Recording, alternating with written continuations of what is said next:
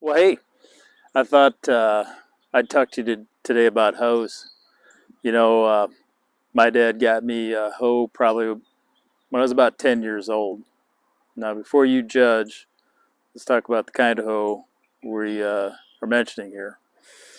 So, um, the kind of hoe I'm talking about is one of these guys.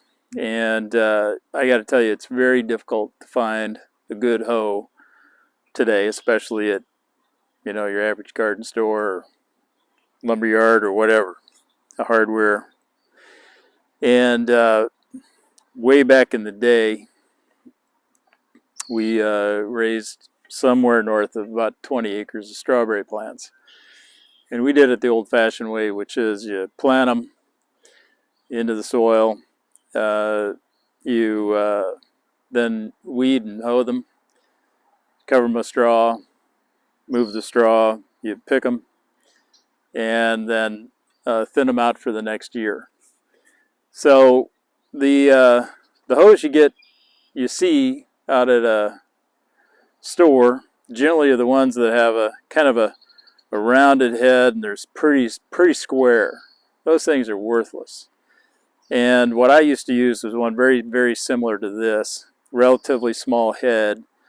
I had a more of a flat blade. My favorite one was more of a flat edge than this angle here.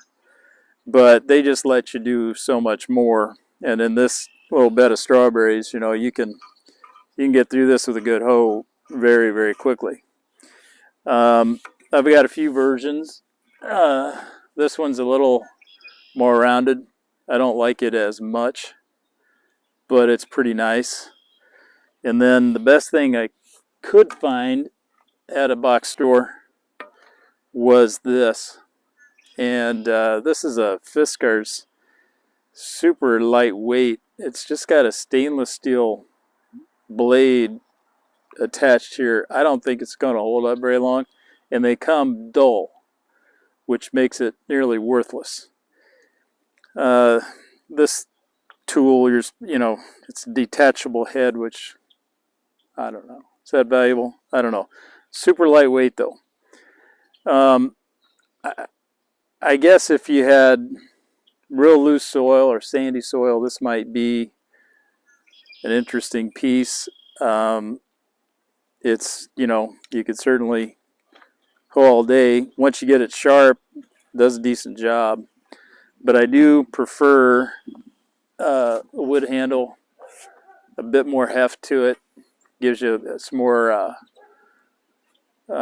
oomph, especially in the soil we have here. It's definitely not sandy. So my preference is this. All right. Well, here we are back. So bottom line is I got this hoe. It's a Rogue. Farmer makes them out in Kansas, where I'm at. And ProHo. I think it's proho.com. I would highly recommend them. Really well made, just the right amount of heft. Nice sharp blades when you get them. And in fact, extremely sharp. Be careful. And then, that's what I do. So I definitely have a lot of hoeing experience, let's just say. And I pretty much wore this back then too. Boots, shorts, usually no shirt, and a hoe in my hand, and a file in my back pocket. So I cannot emphasize enough how important it is to have your hoe sharp, and I mean really sharp, like cut you easily sharp. That's a key factor, and I don't care if you have just a little bit of hoeing to do or a lot. It makes the most difference. Um, that Fisker's one I showed you, that's a very thin blade. And you might look at that and say, "Wow, that's great." I'm telling you, it's nowhere close to sharp enough. So you wanna get nice and sharp. So let's bring you in here just a little bit, and I'll show you a little bit about how I hoe and so forth. So this is my little itty bitty strawberry patch, I think I got about 5 rows here. And, my general, what I'm doing here, first of all, I like to keep them clean because I like hoeing a whole lot better than I like weeding. And so I'm, basically I'm just getting around these plants, loosen up the dirt. And I tend to go, I guess if you got a big weed patch and you got some good sized weeds, you're probably going to be taking a little different approach here. But a situation like this, I want to try and get a weed like that, mostly out by the roots. And then I'm going to go pretty shallow. What I'm looking to do is basically interrupt germination of any seeds that are germinating, and there are, without exposing a lot more seed, to the surface enough for that to germinate. In a small patch like this, I'm just going to hoe everything because that saves me later from coming back and having to deal with a bigger weed problem. And I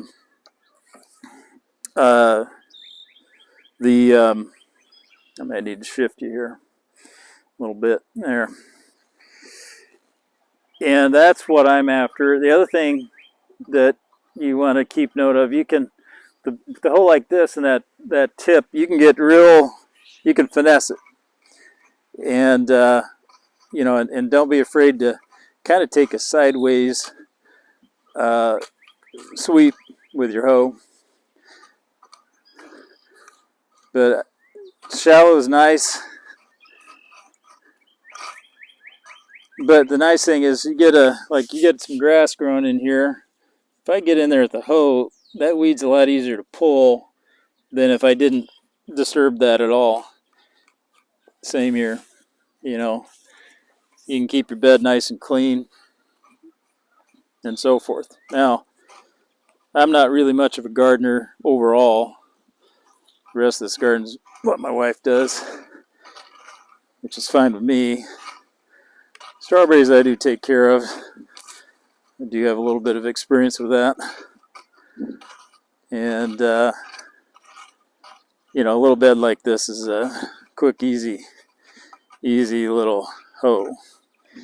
But, and who doesn't like an easy hoe? But, we want to get just, as shallow as you can, really. If you don't really need to turn a lot. Now, a hoe, super useful tool. As you know, in the garden, you can move dirt with it. You can level some of your soil with it. Certainly gets as weeds. Now, back in the day, we would have 3 acre sections, of patches, we called them. And so we would run a tractor and a cultivator through the center of the rows, and then hoe in between the plants when they're young like this. These are first year plants. This variety happens to be a everbearing, so on those I just pick off the first flush of blooms. I'll probably let the second flush come on through, and one reason for that is these plants are throwing off runners pretty well, and they're going to have plenty of energy to fill in these rows this summer, so I'm not too worried about it. I've got some June bearing plants now. Those I'll pick the blooms off first year and leave them off, and so we want to give them the opportunity to get a good runner production and so on. Now, today, the way I'm doing this is definitely old school, which is pretty much all I know. It feels to me to be waste when you're poking plants through a plastic mulch and basically destroying them. And I think I understand the economics of that's probably much higher today because certainly they're labor intensive. Um, at the time we grew strawberries, we also probably had, I don't know, 500-ish acres of standard row crop that we took care of too. And in that day, you cultivated pretty much everything, mechanically cultivated it. There wasn't the level of chemical usage you see now. But I kind of enjoy this patch. I haven't grown strawberries for a very long time, but kind of getting back to where it's at. My dad my grandfather started growing strawberries in I think 1971, and interestingly enough, my great grandfather had grown strawberries as well, much further back, and had enough where they would ship those to in rail cars, refrigerated rail cars to larger metropolitan areas. And I have a stack of his chits. Basically, if you were picking for him, he'd issue you chits, like 2 or 3 cents a quart, that kind of thing, and then you turn them in for cash at the end of the week. So interesting. I wish I had some pictures of that stuff, but I don't. Otherwise, that's a hoe. Don't buy the ones you see in the box stores. Those things are worthless. Do a research. I'm going to tell you, if I were me, I would go to Pro-Ho. These are as close as I can find to the hose I used to use, and they're very, very well made.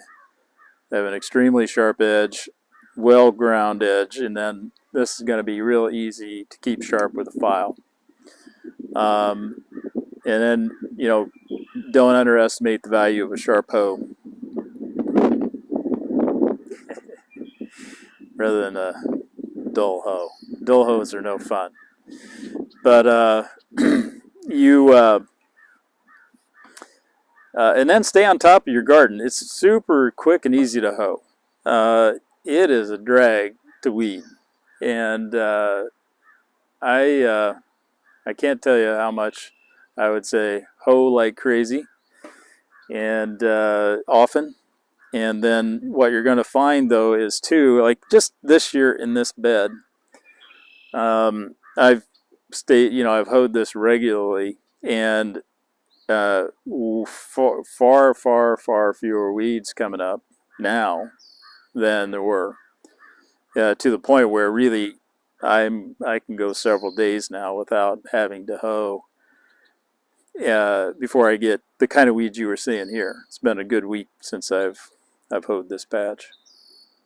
But the more you hoe it, you keep your don't go too deep, and keep your soil stirred up at the surface so your germinating seed gets killed, and you're not turning up new seed out of your seed bank, and there is one. You're going to find it to be pretty enjoyable to grow whatever it is you're growing. And I'll get through this whole garden here today, but not that there's a whole lot here, but it just makes it'll make your gardening way more enjoyable, and a hoe is the difference. So anyway, there you go.